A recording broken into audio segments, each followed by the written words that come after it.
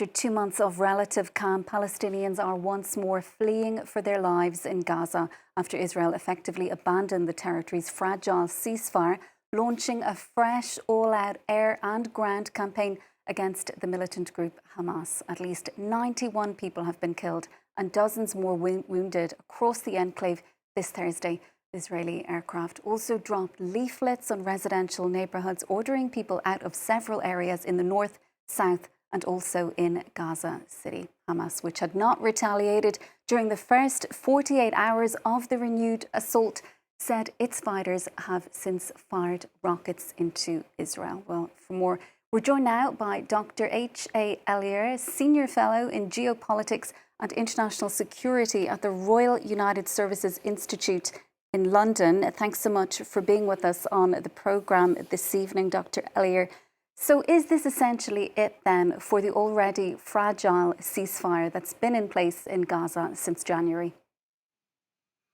Thank you for having me on your program. So the ceasefire agreement, which never became obviously a permanent ceasefire, was already being violated quite regularly pretty much as soon as it was signed. You had around 100 Palestinians being killed in Gaza during the ceasefire period. This is before the latest round of escalation over the last few days. So there were quite a few violations of the ceasefire already. The Philadelphia corridor, which is on the border with Egypt, was supposed to be evacuated by the Israelis. It hadn't been. That was another one. Different types of material coming in, different amounts of tents and other types of materials that were supposed to make life for people in Gaza a little bit more bearable. And that also was interfered with. So I think that what you've seen over the last couple of days is an Israeli decision to end this particular pause and to really roll the clock back over the course of the past couple of months. For example, the Israelis did leave the Netzarim corridor, which essentially split Gaza in two and allowed for Palestinians to go from the south back to the north. Of course, they went to the north, there was nothing there because it had been destroyed over all this bombardment. That's all being rolled back. The Netzarim corridor is being remilitarized and recaptured by the Israelis as we speak. It started happening very quickly. And the Israelis have made it clear that they will not be allowing people to go back up north. And frankly, I suspect that they will try to force Palestinians in the north to go south as quickly as possible and really go back to the situation as it was before the ceasefire agreement had been put in place. And we've been hearing that Israeli and US officials are going to have talks next week. Is there any hope at this point, do you believe, that Washington will be applying pressure on Benjamin Netanyahu to put an end to this renewed conflict? Or is he effectively acting at this point with impunity? So I would love to think that the United States would use any number of the points of leverage that it has on the Israelis, and they have many different points that they could use.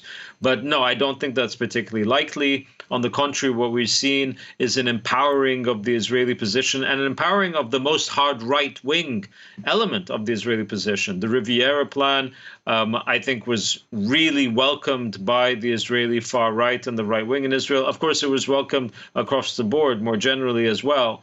But no, I think that really the Israelis are acting with a sense of impunity because they recognize that Washington is not going to interfere. And it's really Washington that has the ability to do so. That's the case when it comes to upholding the terms of the ceasefire in Lebanon, where the Israelis have yet to evacuate from the positions that they were supposed to in Lebanon. It's the case when it comes to Gaza. It's the case when it comes to Syria, where the Israelis have occupied more territory in the south of Syria and have been bombing it quite regularly since the downfall of the Assad regime. So what we see at the moment is an Israeli government that has decided that this is the way forward for its security paradigm. And unless they are forced to change that perception, then they'll keep on doing it. And really the only ones who can force them at this stage is the United States. And why do you believe that this particular campaign is happening now? Is it due to the domestic pressure that's being applied on the Israeli Prime Minister at home? Is it because the eyes of the world are focused elsewhere, particularly on Ukraine, as we've been seeing in recent weeks?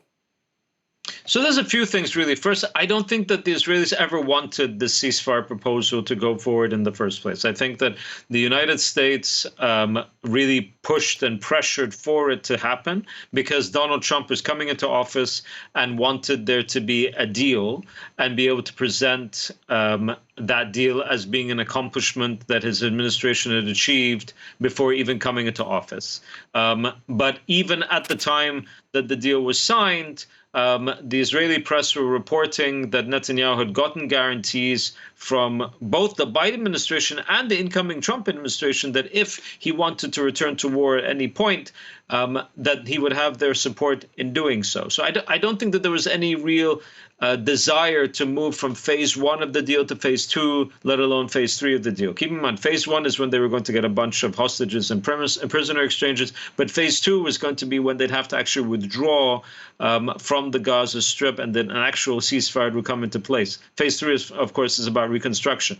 So I could see how the Israeli establishment would go through phase one, even if they didn't go through it completely, because it meant that they got something out of it. They got some of the hostages back.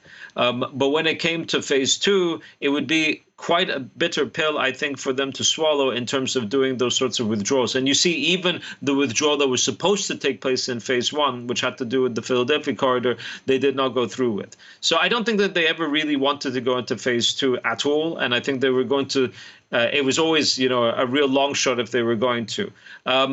Definitely, the domestic situation in Israel is a factor here. That's what the Israelis themselves are saying. You see it all across the Israeli press. And there's a lot of opposition to this particular resumption of the war because of the fact that there are still all of these hostages that are still in Gaza.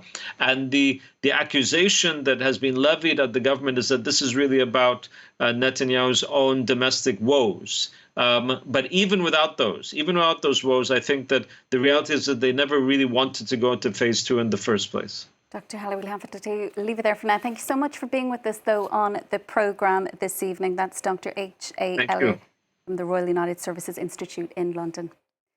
In other world news, thousands